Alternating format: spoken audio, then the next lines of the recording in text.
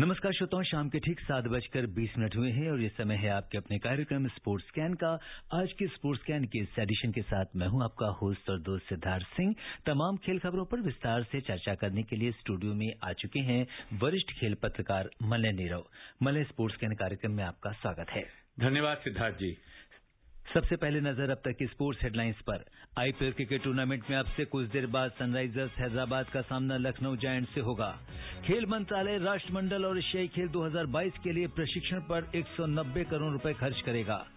FIH pro league hockey tournament के दूसरे मुकाबले में भारत ने इंग्लैंड को 4-3 से हराया और डेविस कप मुकाबलों के कार्यक्रम में एशियाई खेलों के कारण बदलाव किया गया है।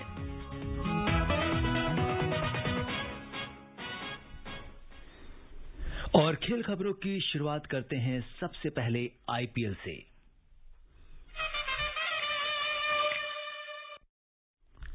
आईपीएल क्रिकेट टूर्नामेंट में अब से कुछ देर बाद हैदराबाद सनराइजर्स हैदराबाद का सामना लखनऊ जायंट्स से होने वाला है। हैदराबाद ने टॉस जीतकर गेंदबाजी करने का फैसला किया है।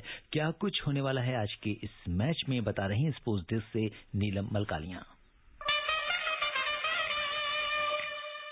आईपीएल में अब से कुछ देर बाद मुंबई के डीवाई पाटिल स्टेडियम में हैदराबाद सनराइजर और लखनऊ सुपर जायंट्स आमने सामने होंगे। आईपीएल में एक हार और एक जीत के बाद लखनऊ सुपर जायंट्स इस बार भी मैच जीतने की कोशिश करेगी। वहीं हैदराबाद को पिछले मैच में हार का सामना करना पड़ा था। लखनऊ की टीम 2 मैचों में एक हार और एक जीत के साथ तालिका में 6ठे स्थान पर है। वहीं हैदराबाद को पिछले मैच में हार का सामना करना पड़ा था और वो तालिका में सबसे नीचे है। लखनऊ ने अपने दूसरे मुकाबले में चेन्नई सुपर किंग्स के 211 रनों के बड़े टारगेट को चेज कर लिया था। लखनऊ ने 3 गेंद रहते ही 6 विकेट से मैच अपने नाम किया था। साथ ही अपनी टैगलाइन अब अपनी बारी है को बिल्कुल सही साबित किया था। ऐसे में लखनऊ की निगाह एक और बड़ी जीत पर होगी। वहीं पिछले मैच में सनराइजर्स हैदराबाद को राजस्थान रॉयल्स के हाथों हार का सामना करना पड़ा था। इस टीम में स्टार खिलाड़ियों की कमी है और ऐसे में कुछ खिलाड़ियों को काफी ज्यादा बेहतर प्रदर्शन करने की जरूरत है। अगर आज के मैच में सनराइजर्स को अपनी जीत हासिल करनी है तो टीम में मौजूद गेंदबाजों को बेहतर प्रदर्शन करना होगा। अब देखना दिलचस्प होगा कि आज का दिन किस टीम के नाम रहता है। नीलम मलकानिया, स्पोर्ट्स स्कैन। जी हाँ मलय, अगर हम देखें तो अब से कुछ देर बाद जो मैच शुरू होने वाला है, सबकी नजरें इसमें हैदराबाद पर हैं, क्योंकि कहीं ना कहीं हैदराबाद जिसने अपना पहला मैच में उसे हार का सामना करना पड़ा और अपेक्षा से कुछ कमजोर नजर आ रही है। क्या कुछ लगता है, कहाँ पीछे है ये टीम?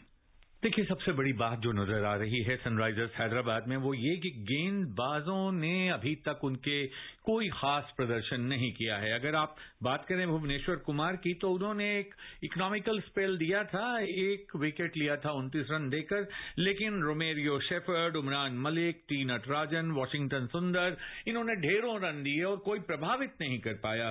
तो एक तरह से लगा कि बड़े ही मध्य दर्जे की ये टीम है और जिसके बारे में कहा भी जा रहा था कि इसमें कोई नामी गिरामी इस तरह का चेहरा भी नहीं है, न कुछ कर पाने की क्षमता दिख रही है।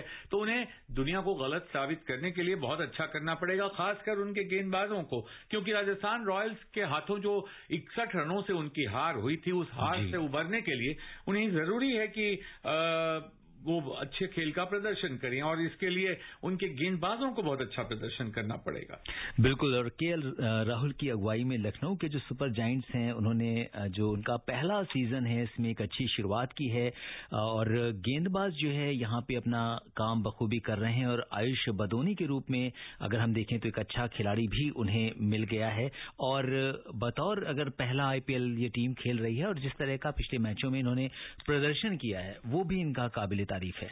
बहुत बढ़िया। आपने आयुष बदोनी की बात की तो एक तरह से उन्होंने शुरुआत से ही बड़ा धमाकेदार बहुत शुरुआत उनकी तरफ से रही है और खासकर छक्के मारने में जो उन्होंने अपनी ताकत का मुजाहिरा पेश किया है, जबरदस्त। क्योंकि उन्होंने आईपीएल के में शुरुआत जब की थी तो टाइटंस के खिलाफ उन्होंने 41 गेंदों में 54 रन बनाए थे। उसके बाद 9 बॉल में 19 रन उन्होंने बनाए थे चेन्नई सुपर किंग्स के खिलाफ। तो मध्य क्रम को मजबूती प्रदान करने में बदोनी की बहुत बढ़िया भूमिका रही है और इसलिए वो तो बहुत अच्छी बात है। जहां तक बॉलिंग का सवाल है, आवेश खां, श्रीलंका के दुष्मांता चमीरा और एंड्रयू टाई, रवीश नोई, ये लोग मुख्य रूप से विकेट लेने वाले खिलाड़ी रहे हैं। जो 2 मैच हुए हैं अभी तक, उसमें लखनऊ की तरफ से, लेकिन अब उनको और अनुशासन के साथ गेंदबाजी करनी होगी और देखना होगा कि किस प्रकार से वो आगे लेकर जाते हैं।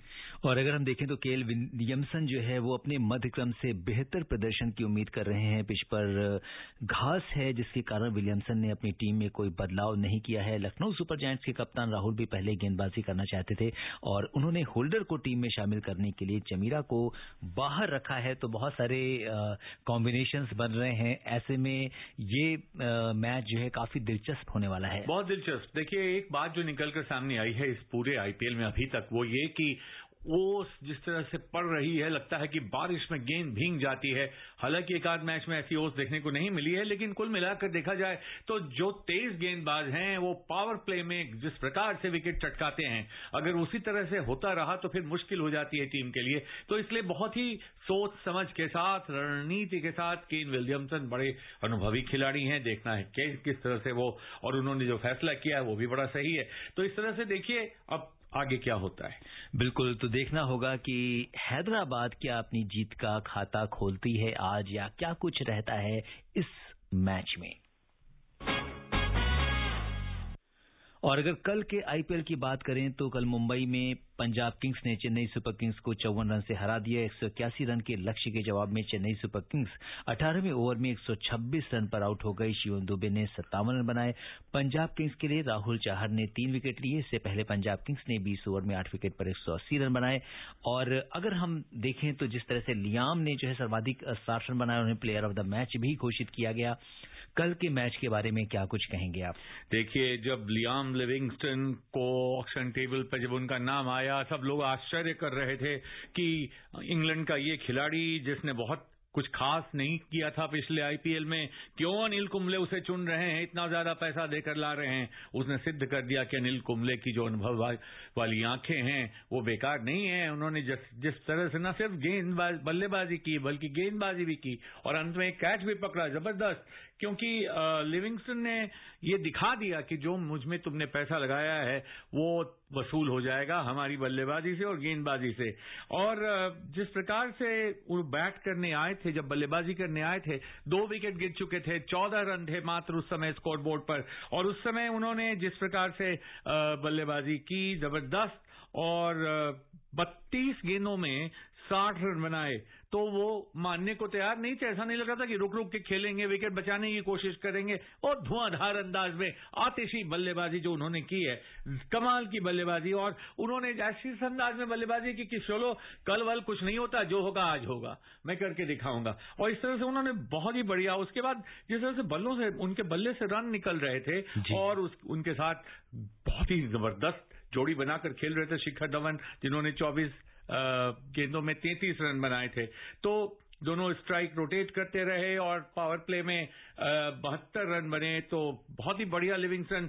और फिर अगर आप, जैसा मैंने शुरू कहा था, तो जब उन्होंने गेंदबाजी की तो भी उन्होंने बहुत ही बढ़िया गेंदबाजी का परिचय दिया और लेग स्पिन अपना लेकर आए। लेग स्पिन, जबकि उस समय ओस बहुत बड़ी भूमिका नहीं निभा पा रही थी, ओस की भूमिका नहीं थी, उन्होंने बढ़िया गेंदबाजी करके और उसके बाद विकेट भी लिए। तो लिविंगस्टन के नाम रहा कल का मैच। बिल्कुल, तो ये तो बात थी आईपीएल की। और क्रिकेट की ही बात करते हैं। डरबन में जो पहला टेस्ट हुआ है दक्षिण अफ्रीका और बांग्लादेश का, जिसमें दक्षिण अफ्रीका की 220 रन से जीत हुई है और काफी अच्छा ये टेस्ट मैच रहा है। Player of the match Keshav Maharaj दक्षिण अफ्रीका के, उन्हें चुना गया है, जिन्होंने 32 रन देकर 7 विकेट लिए और इस मैच के वो हीरो रहे। जिस तरह से मैंने कहा कि लिविंगस्टन के नाम रहा कल पंजाब किंग्स का मैच, उसी तरह से दक्षिण अफ्रीका ने जो ये जीत हासिल की है, वो तो सिर्फ और सिर्फ कहा जाए तो केशव महाराज के कारण ये जीत मिली है। क्योंकि जो 13 ओवर में उन्होंने कमाल कर दिखाया, जो 55 मिनट का खेल हुआ 5वें दिन की सुबह, उसमें बांग्लादेश को अब तक के सबसे कम स्कोर पर उन्होंने, किंग्समीड पर जो सबसे कम स्कोर था उस पर उन्होंने शामियाना दिखाया बांग्लादेश के खिलाड़ियों को। और जो अभी तक उनकी गेंदबाजी अगर आप देखें तो 8वीं बार 5 विकेट से ज्यादा केशव महाराज की झोली में गए हैं। तो उनका बेहतरीन साथ दिया साइमन हार्मन ने, जो कि टेस्ट क्रिकेट में वापसी कर रहे थे, और वो भी इस मैच में उन्होंने भी 7 विकेट लिए। तो दोनों स्पिनरों ने मिलाकर 14 विकेट लिए। तो सिद्धार्थ भाई, अक्सर हम चर्चा करते रहते हैं कि पता नहीं क्या होगा, स्पिन गेंदबाजी का क्या भविष्य है। तो भविष्य जो है वो देख लीजिए कि दक्षिण अफ्रीका और बांग्लादेश के बीच जो मैच हो रहा है दक्षिण अफ्रीका में, उसमें दोनों स्पिनर कमाल करते हैं और इतना बढ़िया प्रदर्शन करते हैं। तो बांग्लादेश की बल्लेबाजी बहुत निराशाजनक रही, जिस तरह से वो सेकंड लोएस्ट टोटल टेस्ट में अभी तक उनका रहा है, और साउथ अफ्रीका के खिलाफ, और वो कुछ नहीं कर पाए। कहीं कोई प्रतियोगिता नहीं दिख रही थी, एक तरफा मुकाबला। बिल्कुल। तो इस तरह से दक्षिण अफ्रीका ने बांग्लादेश पर 220 रन से जीत हासिल की अपने पहले टेस्ट में। सरकार ने आज भारतीय एथलेटिक्स और नौकायन टीमों को अंतर्राष्ट्रीय स्तर पर अनुभव के लिए 3 करोड़ 65 लाख रुपए की मंजूरी दी है। ये यात्रा इस महीने विश्व एथलेटिक्स चैंपियनशिप, राष्ट्रमंडल खेल और एशियाई खेल 2022 से पहले निर्धारित की गई है। भारतीय एथलेटिक्स की मध्य और लंबी दूरी की टीमें इस साल 15 अप्रैल से 6 जून तक अमेरिका के कोलोराडो स्प्रिंग में प्रशिक्षण और प्रतियोगिता में हिस्सा लेंगी। इसी तरह से एथलेटिक्स की अगर बात की जाए तो 400 मीटर और 4x100 मीटर स्पर्धा के लिए खिलाड़ी 10 अप्रैल से 6 जून तक तुर्की के अंताल्या में प्रशिक्षण में हिस्सा लेंगे। भारतीय नौकायन टीम अप्रैल में ही स्पेन और फ्रांस में होने वाले कार्यक्रमों में हिस्सा लेगी। तो अगर हम देखें तो 2 इम्पोर्टेंट इवेंट्स आने वाले हैं, चाहे हम एशियन गेम्स की बात करें या कॉमनवेल्थ गेम्स की बात करें, तो उसको लेकर जो प्रशिक्षण कार्यक्रम है वो तेजी से चल रहा है। मलय, बहुत समझबूझ के साथ बहुत ही बढ़िया भूमिका रही है सरकार की, खेल मंत्री की। देखिए 33 हैं कुल राष्ट्रीय खेल महासंघ, उनके साथ विचार विमर्श करने के बाद पूरे प्रतियोगिताओं की तैयारी का एक कैलेंडर बनाया गया, एक ट्रेनिंग कैलेंडर तैयार किया गया 2022-23 में, जिसपे जो प्रस्तावित जो चीजें थी उनमें ये था कि कैसे कैसे खिलाड़ियों को ट्रेन किया जाए, उनको सारी सुविधाएं उपलब्ध कराई जाएं, और उसके बाद जितने भी प्रस्ताव थे, जितनी भी योजनाएं थी, उनका गहन अध्ययन करने के बाद इस तरह से फंडिंग की जो व्यवस्था की गई है वो बहुत ही शानदार है, बहुत ही बढ़िया है। क्योंकि अगर आप देखें तो हाई प्रायोरिटी उच्च प्राथमिकता और भारत के पारंपरिक खेलों को दी जाने वाली प्राथमिकता 3 कैटेगरी में इसको बांटकर, और फिर उसके बाद जनरल कैटेगरी, जिसमें पहले जिनको अदर्स कहते थे, अन्य, उस अन्य में भी जो 22 लाख पहले दिए जाते थे यूनिफॉर्म के लिए, उसको बढ़ा के 30 लाख किया है।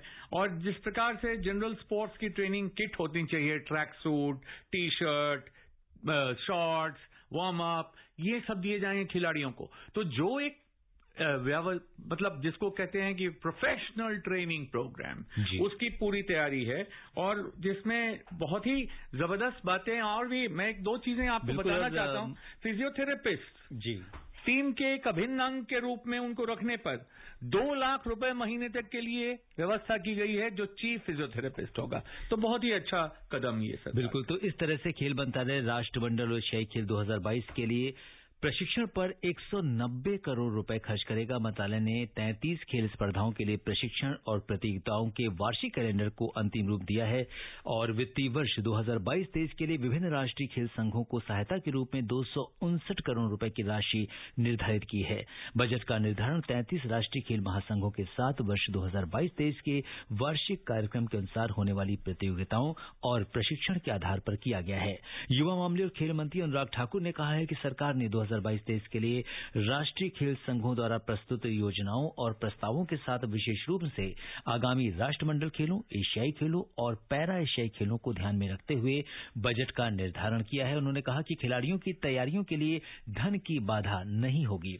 मंत्रालय खिलाड़ियों और खेल संघों को सभी आवश्यक सहायता प्रदान करेगा। उन्होंने खिलाड़ियों को सलाह दी कि वे अपने प्रशिक्षण पर पूरा ध्यान दें और अपना सर्वश्रेष्ठ प्रदर्शन करें, साथ ही आने वाली प्रतिस्पर्धाओं में अधिक से अधिक पदक जीतकर देश को गौरवान्वित करें। तो कहीं ना कहीं खेल मंत्रालय जो है खिलाड़ियों की जो भी फैसिलिटीज हैं या सुविधाएं हैं वो मुहैया कराने में लगा हुआ है, ताकि खिलाड़ी जो है अपने खेल पर ध्यान दें और देश के लिए ज्यादा से ज्यादा पदक जीतें। बिल्कुल, और योजनाबद्ध तरीके से प्राथमिकताओं की एक सूची बनाकर उसके अनुसार जो आवंटन किया गया है उसको किस प्रकार से बांटा जाए, किसको कहां क्या मिले, किसकी जरूरत ज्यादा है, इन सब बातों का अध्ययन करके, राष्ट्रीय खेल महासंघों से राय मशविरा करके, और जिस प्रकार से ये उपलब्धता इस बार देखने को मिल रही है, जो आज खबर आई है, मैं तो कहता हूं कि भारतीय खेलों के लिए, भारतीय खेलों के विकास के लिए, पदक मंच तक भारत के खिलाड़ियों को ले जाने के लिए ये बहुत आवश्यक था।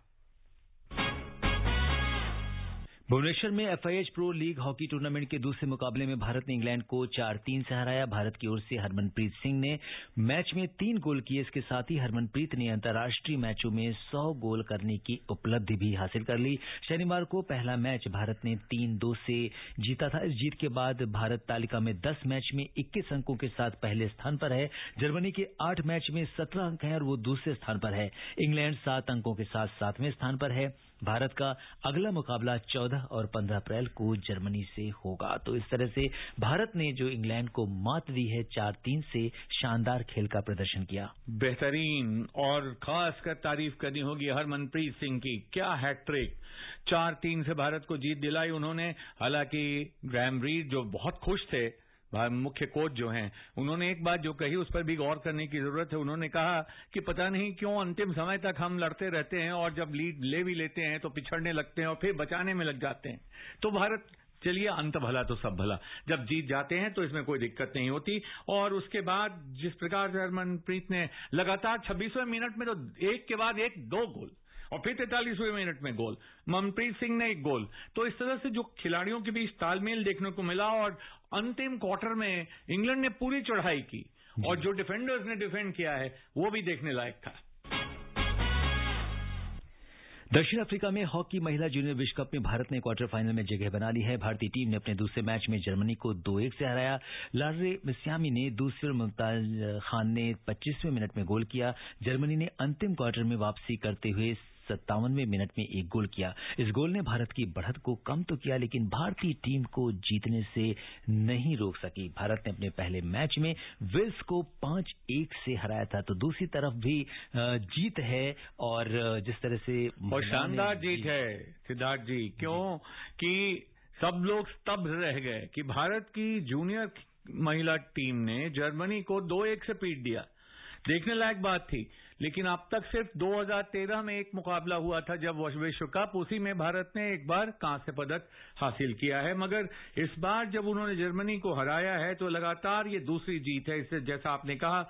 और इससे क्वार्टर फाइनल्स में जब अगला दौर आएगा, क्वार्टर फाइनल का दौर, तो इन लड़कियों से काफी उम्मीदें रहेंगी कि बहुत अच्छा वो खेलें। जिस प्रकार से लार्रे मिस्यामी और मुमताज खान ने जबरदस्त ढंग से पेनाल्टी कॉर्नर को गोल में बदलकर जीत दिलाई, काबिल तारीफ। और बात करते हैं डेविस कप की। डेविस कप मुकाबलों के कार्यक्रम में एशियाई खेलों के कारण बदलाव किया गया है। अखिल भारतीय टेनिस महासंघ और एशियाई टेनिस महासंघ के कहने पर अंतर्राष्ट्रीय टेनिस संघ ने डेविस कप मुकाबले और एशियाई खेल में टेनिस स्पर्धाओं के कार्यक्रम में बदलाव किया।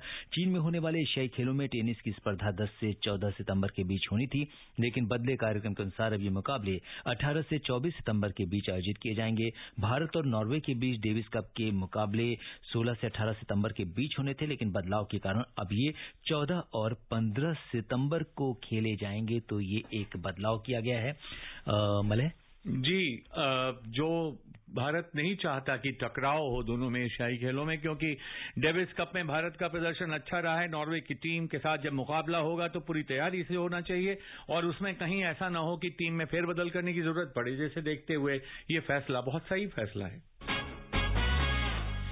और चलते चलते श्रोताओं आपको बता दें कि कोरिया ओपन बैडमिंटन टूर्नामेंट कल से सनचियान में खेला जाएगा। पीवी सिंधु, साइना नेहवाल, किदाम्बी श्रीकांत और लक्ष्य सेन भारतीय चुनौती पेश करेंगे। और अब समय अनुमति नहीं दे रहा कि हम कुछ और खेल खबरों पर चर्चा करें। मलय, आप हमारे स्टूडियो में तमाम खेल खबरों पर हमसे चर्चा की, आपका बहुत बहुत धन्यवाद और आभार। धन्यवाद। श्रोताओं, स्पोर्ट्स कैन में आज के लिए बस इतना ही। अगर आप इस कार्यक्रम को दोबारा सुनना चाहते हैं तो लॉग ऑन कर सकते हैं हमारी वेबसाइट newsonair.nic.in पर। कल शाम 7:20 पर दोबारा मुलाकात के वादे के साथ इजाजत दीजिए अपने होस्ट और दोस्त सिद्धार्थ सिंह को। तब तक के लिए नमस्कार, शुभ रात्रि।